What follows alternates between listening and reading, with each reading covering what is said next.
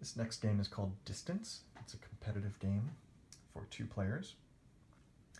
And you are trying to create the greatest distance possible between your 2 tokens here. You start by placing 4 dice crossing faces upright in a line pointing from one player to the other player, and select your 2 children to put them right here. You're trying to get them as far away as possible by the end of the game. On your turn, take 1 die from the pool and roll it, and then attach it here.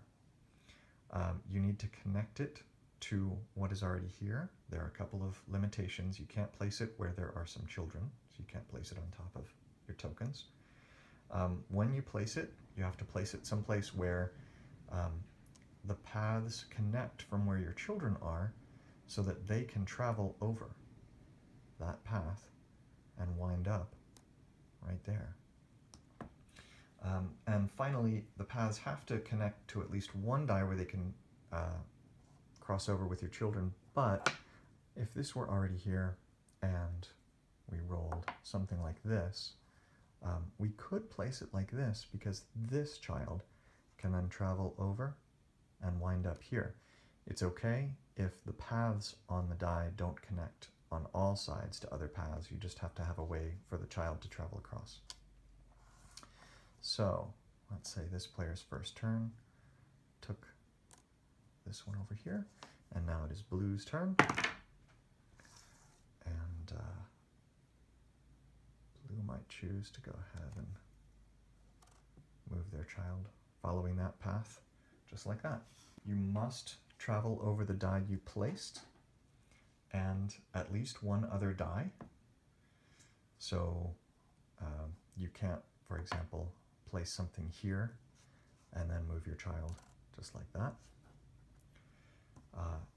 Child must end the turn in a new location, so they can't wind up in the same place where they started. And if one of your children, let's put a good example out here. If you were to travel across the paths and wind up where one of your children is, it ends the turn there.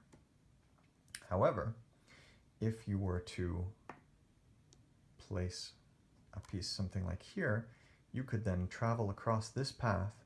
When it hits an opponent's child, it bounces off. So then it could travel across this path, bounce off, and now start from here, going across this path, and wind up the turn right there, because it traveled across the new die that I placed.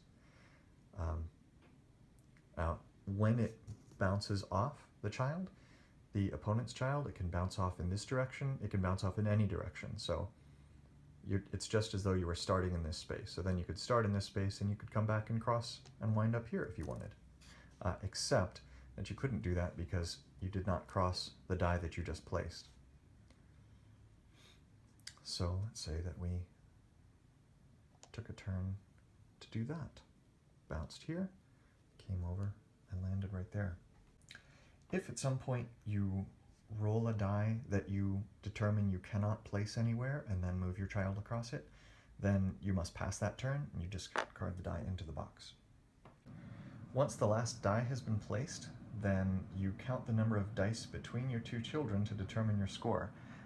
You use the shortest possible distance, not counting the paths, so it's just the number of dice between the children. So between these 2 blue, it would be 1, 2, 3, 4, 5, 6, 7. 7 dice between them.